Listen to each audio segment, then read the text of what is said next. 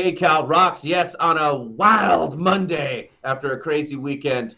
Let's take our mind off the crazy world and talk some sports with our guy, Pep. What's up, Pep? Patrick, let's do it, man. Let's talk some sports here. We're going into the Major League Baseball All-Star Break, so I do want to talk about that as we kind of size up where all these teams are across the big leagues right now as we go into the break. We've got the Home Run Derby tonight, and then we've got the All-Star Game on Tuesday night down at Texas, the home of the Rangers. But Patrick, I think you took your boys out to the Big A, right? Did you see your Seattle Mariners in action?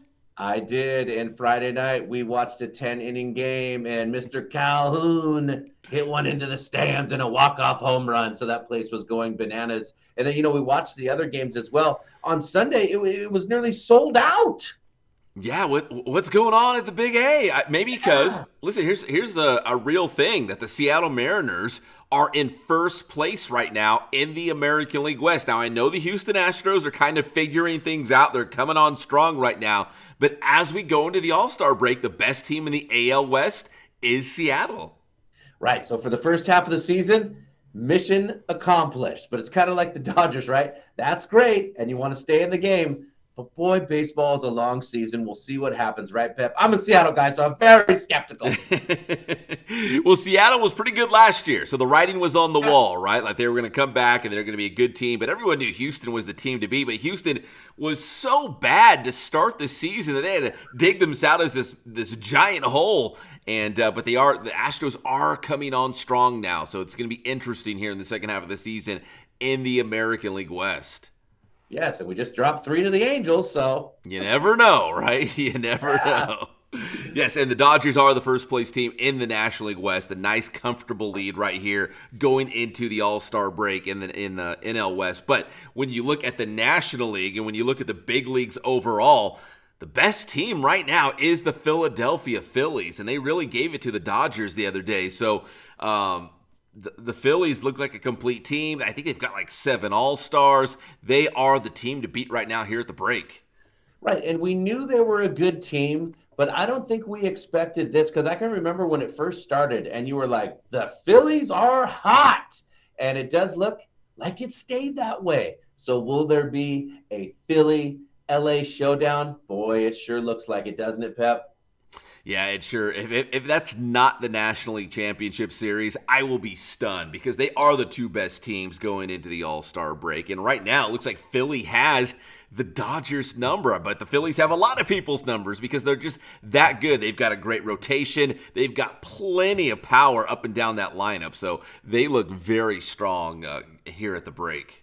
Right. The only thing that may change, we'll have to see, is the wild card is the Atlanta Braves. We'll have to see if they can put it together because we know they can be good as well. But you're right. As of now, it looks like a showdown between Philly and LA. Yeah, the Dodgers have had this unofficial rivalry with the Atlanta Braves, in the playoffs. Yeah. So I think Atlanta, I know they've lost some key players to injury. So if they can figure things out, of course, they'll be in the mix as well. Atlanta still looks like a playoff team. Don't get me wrong. They still look like a playoff team.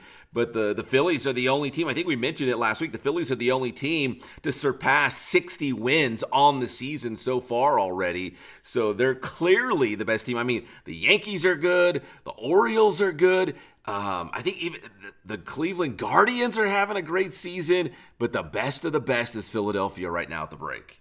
Yes, it is. And quick sidebar, almost an all-out brawl between that Baltimore was getting into. That was wild.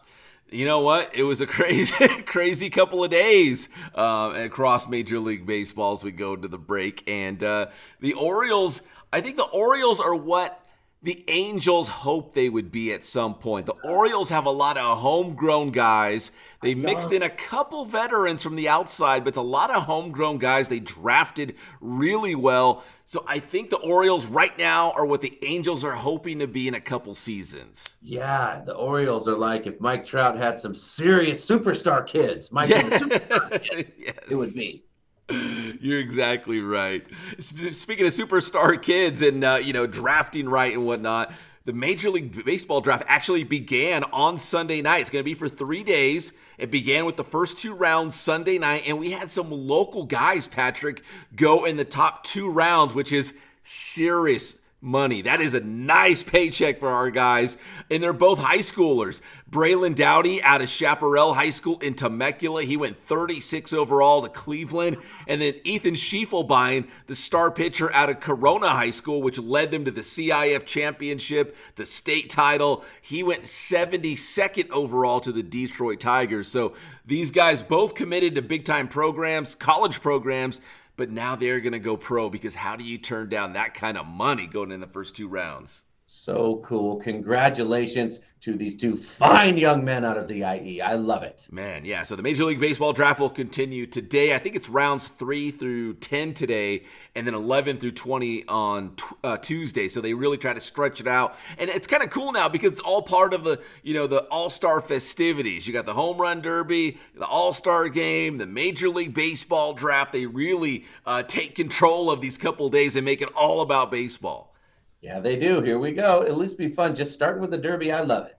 Yes, and listen, we love baseball. I know we're going to be talking a lot of baseball next couple of days because of the All-Star break, but the NFL season, Patrick, is right around the corner. And think of this, Patrick. Listen, I know you're a big football guy. Yes. I'm a big football guy as well. The Hall of Fame game is right around the corner for the NFL, and the 2 teams playing in that game, they kind of get a head start on everybody else. So this week, as we talk on this Monday morning, on Wednesday, the Bears and the Texans will kick off training camp across the NFL. I love it, man, because, our very own, I like to claim him as an IE man, CJ Stroud. Yeah. I want to see, we'll have to see who they play and stuff like that. You know how it is in the preseason and everything, but they're building a squad over there for old CJ. I want to see what happens with these Texans. Yeah, they brought in some guys. There's several guys, but maybe most notably Stephon Diggs, the star receiver from the Buffalo Bills. Houston's going to be, they surprised everybody last season. They're not going to surprise anybody this year because they're going to be really, really good. And C.J. Stroud proved that he's a great quarterback because he was winning and got them to the playoffs with basically no real stars around him, or at least no household names. Now they put some guys around him. Houston's going to be a very tough team to beat. And I'm curious to see, too, what the Chicago Bears are going to do. They got Caleb Williams now, the USC quarterback. So both the Texans and the Bears kicking off training camp this week with pretty cool storylines, Patrick. Yeah, it's like California high school star against California college star. It should be cool. Yeah, it should be awesome. So NFL training camp kicking off this week. And I don't know if you've been watching the Giants Hard Knocks. I think it's on Netflix. Yeah. I watched the first couple episodes. It's a different Hard Knocks, right? Because you're not in training camp. This is all off-season stuff. This is, Senior Bowl, NFL Combine, NFL Draft, building your team, free agency. So it's a lot of front office stuff, but it's been kind of interesting because the Giants, they let Saquon Barkley go. They re-signed Daniel Jones to that big contract. So I don't know if they're getting themselves in a deeper hole, or maybe they're finding a way out, but it's kind of been interesting to see behind the scenes of the New York Giants. Yeah, it's kind of ripping out the heart of the Giants fan because they're like, oh, yeah, hey, we really think Saquon can play, but he's free to go check out the market if you want. So it seems really wishy-washy and a little scumbaggy to see the executives of the Giants basically let a great player go. And where did he end up? At a rival. And 40's Philadelphia Eagles. So something tells me he's going to run hard this year. Oh, man, he's going to have a big season, especially against the Giants when they see each other twice this season. But, yeah, he was their best player, the face of the franchise, even though Daniel Jones is the quarterback. Saquon Barkley was the star on that team. And if you watch the show, it really just comes down to numbers. They're like, we could probably get a guy comparable to Saquon, but for a lot less. So let's go out and do that. So I don't know how it's going to sit well with Giants fans if you're trying to cut corners. Oh, boy, the devaluing of the running back. When Pep and I were in high school, the running back was the pinnacle. But now, come on, there's a Netflix series called Receiver. Yeah. Because the receiver has become the glamour position, just like Pep is our glamour position when it comes to sports. Enjoy your home run derby tonight, Pep, and we'll talk to you on Thursday. Tell them how to get your stuff. Hey, man, I'm going to really enjoy that derby contest, the taters, the dingers, the long ball. Get my stuff on Inland Sports, Facebook, Instagram, Twitter. We got the Inland Sports YouTube channel. We got local athletes being interviewed. We got local highlights. Go check it out. That's Inland Sports. That's our